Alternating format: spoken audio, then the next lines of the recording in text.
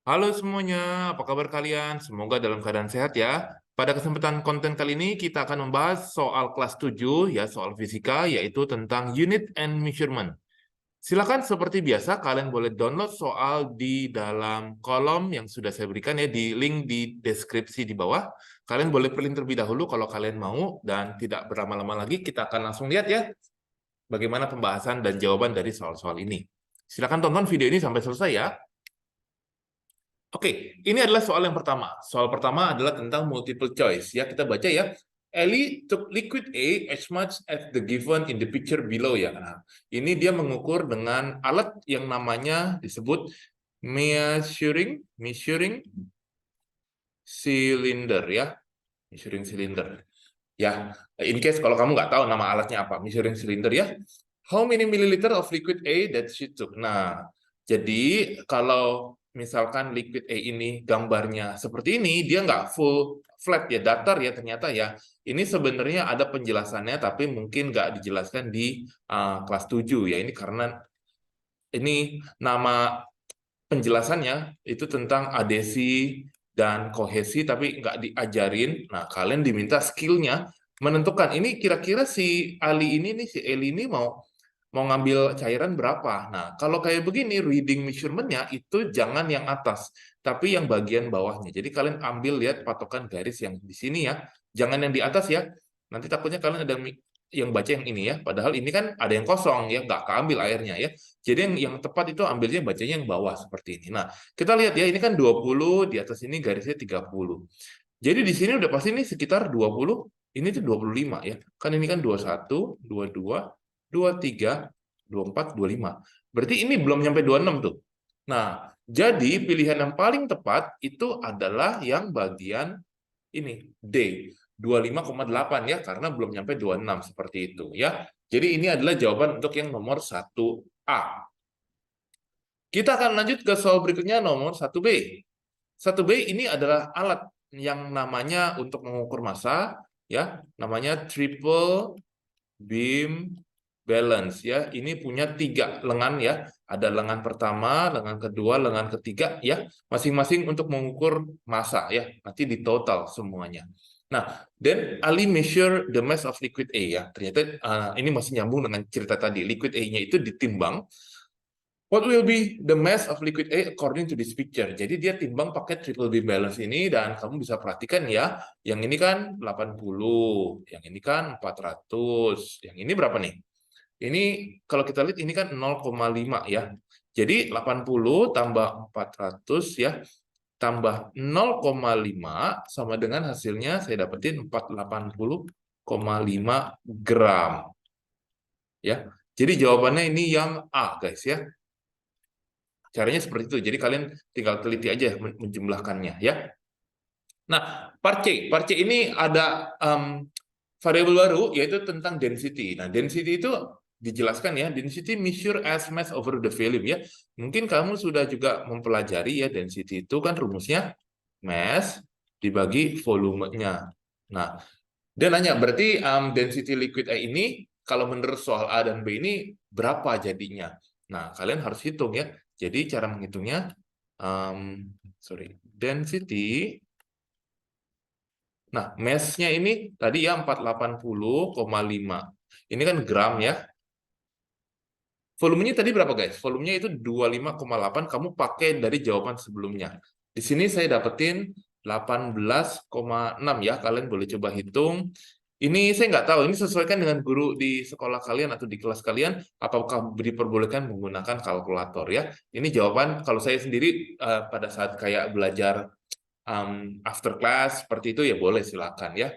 Kalau kalian punya kalkulator boleh dihitung ya. Jadi jawabannya adalah 18,6 gram per mililiter seperti itu. Ini adalah density dari liquid A. Kita akan lanjut ke soal berikutnya. Soal berikutnya yaitu nomor 2.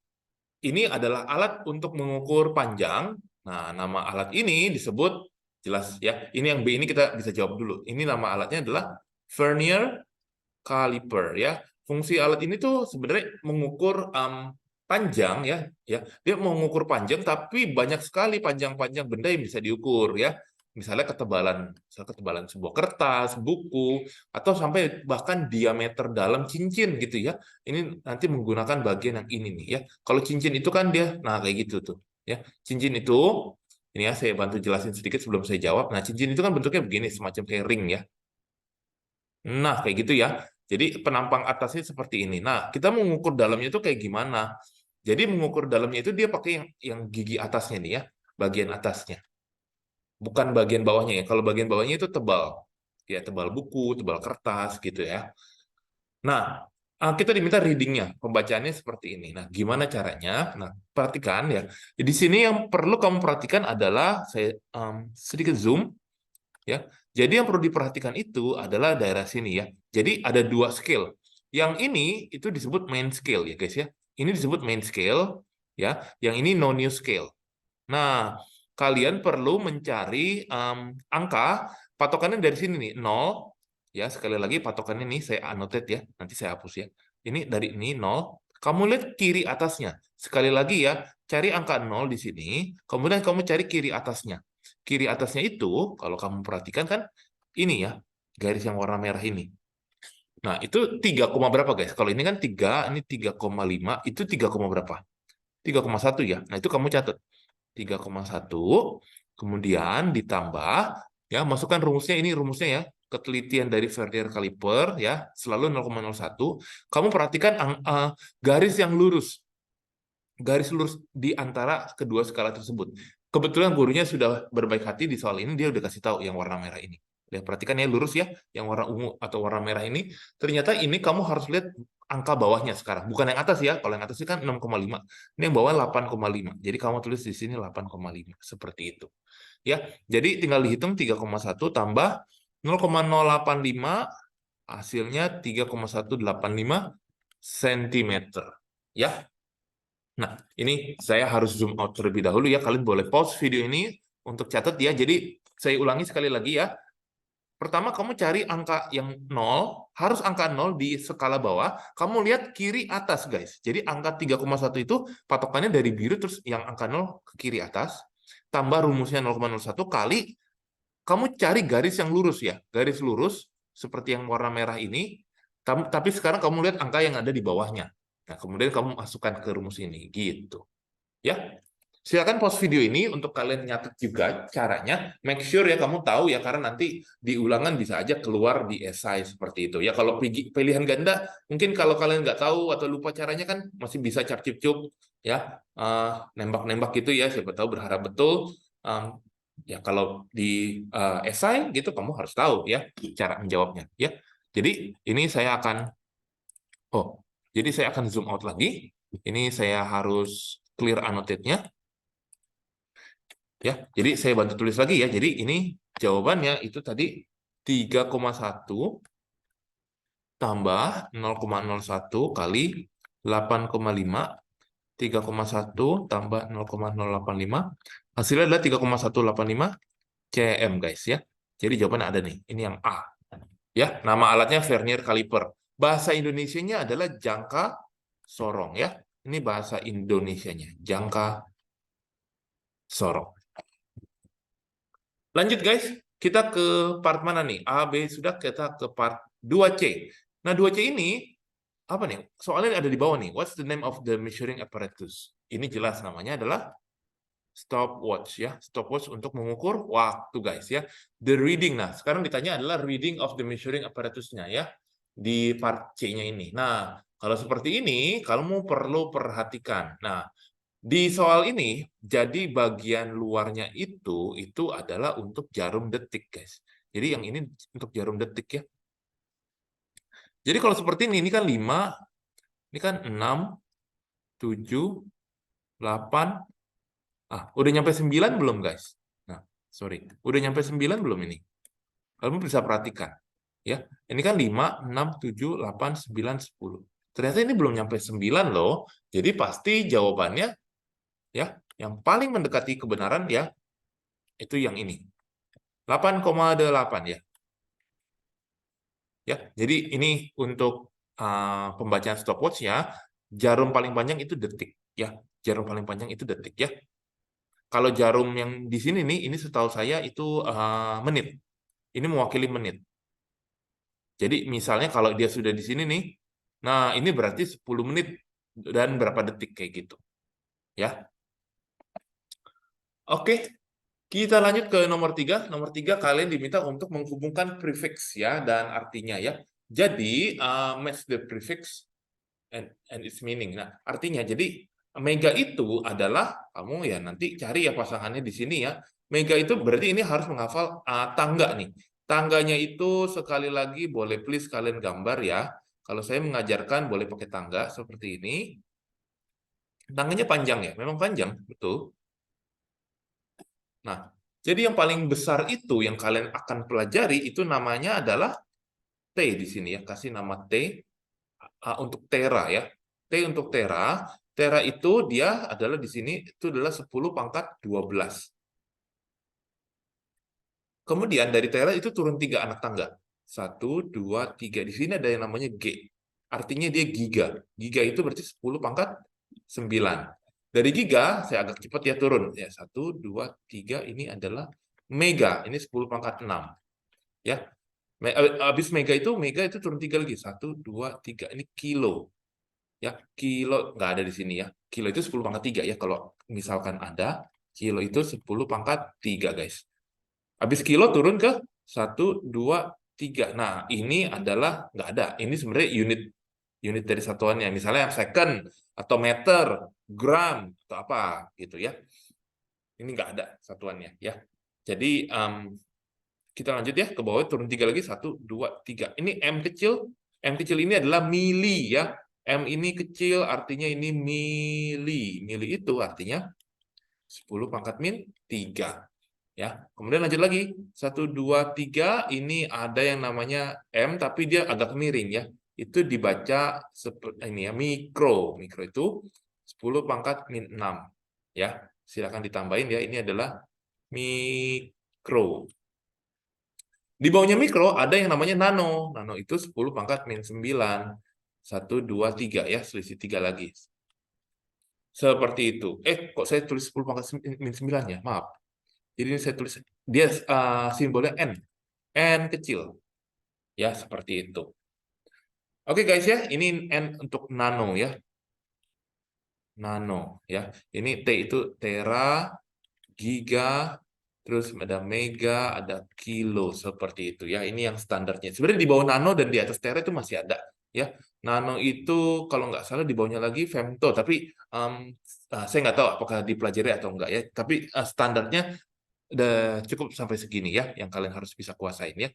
Dan seperti biasa ya, perhitungannya kalau turun itu kali 10, kalau naik satu anak tangga itu dibagi 10 seperti itu ya. Oke, tapi saya nggak tahu nih, apakah ada soal latihannya. Nanti kita akan lihat ya. Soal nomor 4. Distance from Jakarta to Solo is approximately 750,000 meters. To reach this destiny, and Andi drove from Jakarta at blah blah blah time and arrived. Nah, he filled his gas blah blah blah milliliter. Choose two numbers to convert to standard form numbers ya. Nah, untuk ini mengubah standard form kamu harus tahu ya. Formatnya itu A kali 10 pangkat N. Ini adalah standar form number seperti itu. Di mana A itu dia nggak boleh nyampe 10 nih. Jadi A itu harus ini 1 ya. Kayak gini. 1 lebih kecil A, lebih kecil ini dari 10 ya. Nah, kita tulis ya. Jadi kalau angka 750.000 meter ini, kita kalau mau nulis dengan standar form itu bagaimana? Jadi caranya ini kan harus 7,5 kali 10 pangkat berapa. Tapi nggak boleh merubah value-nya. Kamu perhatikan deh. Ini kan 1, 2, 3, 750.000 kan. Kalau kamu tulis awalnya ini ya, kalau misalnya kamu nggak ngerti langsung, kamu boleh tulis begini. Kali 10 pangkat 3. Oke, ini masih betul. Tapi A-nya belum sesuai. Kamu bisa perhatikan. A-nya itu adalah yang di sini. Ya kan? Ini kan belum sesuai dengan syarat ini. Berarti kamu harus kurangin lagi desimalnya. Ini jadi begini. Ya, kali 10 pangkat 2, ini kali 10 pangkat 3. Ya, kamu perhatikan tuh. Jadi hasilnya di sini 7,5 kali 10 pangkat 5 endingnya seperti itu. Ya. Kalau kamu mau coba cocokin lagi 10 pangkat 5 itu berarti nanti desimalnya kayak gini. Ke kanan ya. 1 2 3 4 5 gitu. 1 2 3 4. Tuh bener ya, 750.000 seperti itu ya. Kalau dia pangkatnya sorry. Kalau pangkatnya negatif dia nanti ke kiri ya. Ini jadi sudah betul ya. Ini jawabannya ya. Kemudian satu lagi yaitu yang ini, 72.500 ml. Ini saya langsung masukin jawabannya, ini 7,25 kali 10 pangkat 4 ml ya. Oke, ini adalah untuk masukin ke standard formnya ya. Nah, sekarang choose two numbers in the passage dan convert to their prefix. Nah, di convert ke prefixnya itu sebenarnya tetap sama caranya.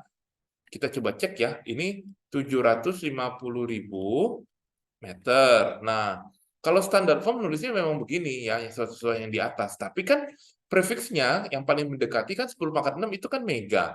Jadi kalau kamu tulis begini, itu masih harus diubah lagi menjadi begini nih. Kali 10 pangkat 6. Nah, ini nggak standar form, tapi dia bisa kita ubah menjadi 0,75, ini M, kayak gitu ya. Mega apa nih? Megameter ya, ini berarti ya, seperti itu. M stand for mega, kamu bisa lihat ya prefix-prefixnya itu di slide yang tadi sebelumnya ya, kamu bisa review videonya ya. Terus apalagi nih, 72.500 itu bisa berubah nih menjadi kamu kan tadi tulisnya 7, ini kan 10 pangkat 4 kan, tapi nggak ada 10 pangkat 4, adanya 10 pangkat 3, berarti itu kejauhan, kamu boleh ubah jadi 72,5 kali 10 pangkat 3. Ini berarti 72,5, 10 pangkat 3 itu adalah kilo ya. Jadi ini adalah kilo mililiter. Oke ya, ini kilo ya. Sorry, nggak ada kilo mililiter ya. Sebentar nih. Ini berarti 10 pangkat 4, 72,5. Ya, kilo ya. Ini aja juga udah cukup sih. Oke, kita lanjut ke soal berikutnya, soal nomor 5. Nah, ini agak sedikit kimia ya, chemistry ya. Nah, jadi which is the correct chemical formula for sodium atau natrium chloride ya. Natrium itu Na, chloride itu ininya Cl ya. Jadi natrium chloride itu NaCl, bukan NaC. Ini C itu adalah karbon ya. Kalau Cl itu chloride, ini Cl, ini Na seperti itu ya guys ya. Oke, lanjut ke soal berikutnya, soal nomor 6. Nah, when a small piece of sodium is dropped into water, there is a fast reaction. Yeah. The products of the reactions are sodium hydroxide solutions and colorless gas. This is an incomplete equation for the reactions ya. Nah, ini jadi reaksinya ini harus diisi dengan apa seperti itu. Nah, kamu bisa perhatikan dengan cara gini ya. Jadi ini kamu hitung nih. Jadi equation ini kan ada tanda panahnya. Jadi ini sebenarnya harus seimbang reaksinya ya. Jadi yang di kiri itu totalnya itu harus sama dengan yang di sebelah kanan. Ini kan Na-nya ada dua nih ya. Jadi yang di kanan sudah ada dua. Kalau O-nya bagaimana? O-nya itu juga udah ada dua nih. Oke, kamu lihat nih, ini O kali dua tuh. Sedangkan H-nya itu di kiri udah ada 4. Kenapa? Karena itu 2 kali 2. Ya, ini saya ulang ya. Jadi 2H2O tambah 2Na, bacanya gini, ini kan Na-nya udah ada 2 ya. Jadi Na-nya itu ada 2. O-nya itu ini 2 kali 1, ini kan 1. Jadi 2 kali 1 sama dengan 2. Kalau H-nya itu udah 2 kali 2, jadi 4. Nah, kita coba cross check. Oh, sorry. Kita coba cross check. Ini saya, aduh, kehapus lagi. Ulang ya. 2H20 tambah 2Na. Jadi kan Na-nya itu udah 2, O-nya itu 2, H-nya itu 2 kali 2, 4. Sedangkan yang sebelah kanan, ini kan ada tanda begini. Nah, ini 2 NaOH. Na-nya itu 2, O-nya 2, H-nya baru 2. Di kiri kan ada 4. Nah, karena biar seimbang, di sini tuh H-nya tuh harus ada 2. Seperti itu ya. Jadi, kalian bisa jawab, ini jawabannya adalah H2 ya. karena dia ini bentuknya colorless gas. Gas itu dia hanya yang bentuknya ini ya, bukan yang ini ya. Jadi ini jawabannya ya, ini salah ya. Ini gas seperti itu ya. Ini adalah jawaban untuk yang nomor 6 ya. Oke, kita lanjut ke soal berikutnya, soal nomor 7 ya. There are many factors that affect the rate of reaction ya. Which of these is not the factors? Nah, untuk menjawab soal nomor 7 ini, jadi yang bukan faktor itu adalah ini. Light intensity of the lab ya. Jadi ini tidak mempengaruhi kecepatan rate of reaction seperti itu ya. Lanjut ya ke soal nomor 8, ini soal masih ada ya. Lanjut. Nah, ini ada soal, kamu diminta use words from the box to complete the statement about the color of phenolphthalein ya. Jadi, oke, when phenolphthalein is added to an alkali, it is. Nah, ini harus dijawab nih, ya. Ini harus dijawab. Phenolphthalein itu, sebentar ya guys, mikir dulu. Oke, sorry, setelah saya coba cari-cari, jadi ini adalah sebuah alat indikator yang bisa mendeteksi suatu materi atau suatu substance itu tergolong ya asid atau base ya. Saya jelasin dulu ya, asid atau alkali ya. Jadi kamu tahu kan setiap benda itu substance itu punya namanya pH berbeda-beda. pH itu range-nya dari 0, 7 sampai 14. 7 itu dia neutral. Kalau yang ini dia acid ya. Di bawah 7 dia acid, yang ini namanya base atau bahasa lainnya alkali ya. Nah, kita itu mengkonsumsi makanan-makanan kalau bisa jangan terlalu yang asam atau yang basa ya. Jadi harus ada yang daerah-daerah sini ya. Seperti itu ya. 8 masih boleh, 6 mungkin masih boleh sedikit-sedikit ya. Gitu. Nah, kita lihat ya. Ada sebuah alat namanya phenolphthalein ini, dia itu indikator. Nah, kalau misalnya kamu melihat sebuah cairan bening yang kamu kira air, belum tentu air, itu mungkin zat beracun ya. Kamu bisa mendeteksinya itu dengan tetesin alat ini, namanya phenolphthalein ini, kamu tetesin ke sini ya. Ternyata ya we use natrium hydroxide ya. Ternyata nih kalau when phenolphthalein is added to an alkali, dia colorless ya. Dia masih colorless atau masih ya nggak berubah warna. Tapi kalau ditaruh di wait. Sorry, yang acid yang colorless ya, saya salah nih. Ini colorless, tapi kalau alkali itu akan berubah menjadi warna pink ya. Jadi kalau kamu tetesin phenolphthalein ke cairan yang warnanya putih, dia berubah warna pink. Jadi kesimpulannya cairan itu tuh sifatnya base atau alkali gitu loh. Ya, jadi fungsi phenolphthalein itu ya kamu bisa kayak detektif gitu. Kamu bisa mencurigai suatu substance itu racun atau bukan. Caranya kita coba detect gitu loh. Ternyata kalau berubah jadi warna pink, dia itu sifatnya alkali, artinya pH-nya di atas 7. Kalau dia colorless, dia itu acid, dia sifatnya pH-nya di bawah 7 seperti itu ya. Ini alatnya namanya phenolphthalein. Apakah cuma cara ini kita bisa menentukan pH? Sebenarnya enggak, banyak sekali. Ada yang indikatornya kertas, itu juga ada. Kalau kertas itu dia kamu tinggal celupin sebuah kertas ya, litmus paper namanya, litmus paper ya. Kamu celupin, nanti dia berubah warna, bisa berubah warna ungu, biru, atau mungkin merah. Nah, nanti kamu sesuaikan dengan tabel yang ada seperti itu. Ya, itu yang paling mudah sih. Ya. Kita lanjut soal berikutnya, soal nomor 9. Ini tentang hitungan ya. Jadi, wah ini sudah dikasih equation-nya ya. Jadi ini ada distance ya, dan time-nya sudah diinfo. Kita diminta menghitung average speed-nya doang. Nah, untuk time-nya itu adalah 4,5 jam. Tahu dari mana? Karena ini 30 menit ya, setengah jam. 4 jam dan setengah 30 menit. Distance-nya itu kan 270. Jadi average speed kita bisa hitung, yaitu sebenarnya adalah distance travel-nya dibagi sama time taken-nya.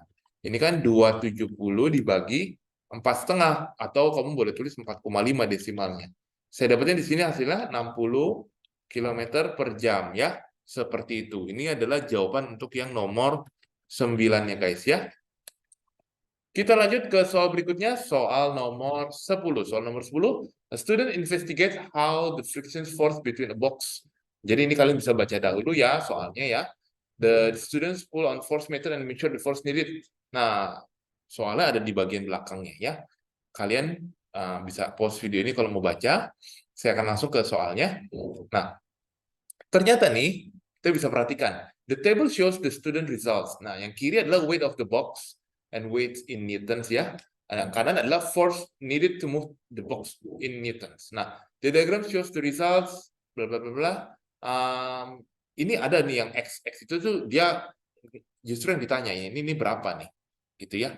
Ternyata dengan tabel ini bisa gak kita memprediksi yang ada di sini ya, kalau beratnya itu 100 seperti itu. Nah, gimana caranya? Kalian bisa lihat polanya, patternnya. Yang ini kalau dikalikan 2, what will happen? Ini kali 2 juga, seperti itu ya. Bener gak tuh?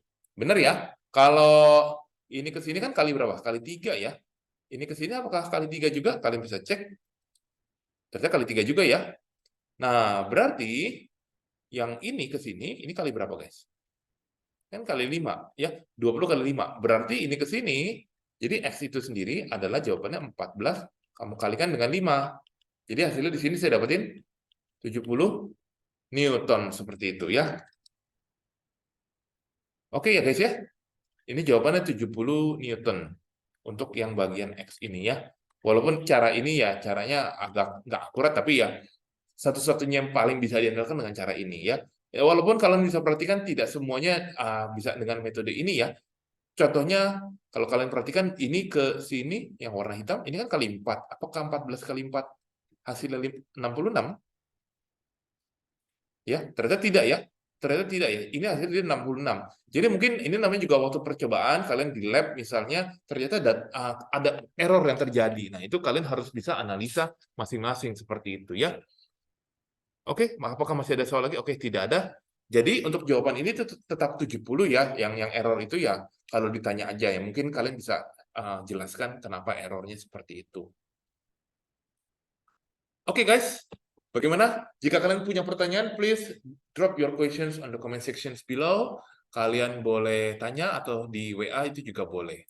Ya, terima kasih sudah menonton video ini sampai selesai. Semoga membantu kalian dalam mempersiapkan diri menjelang ulangan. Terima kasih.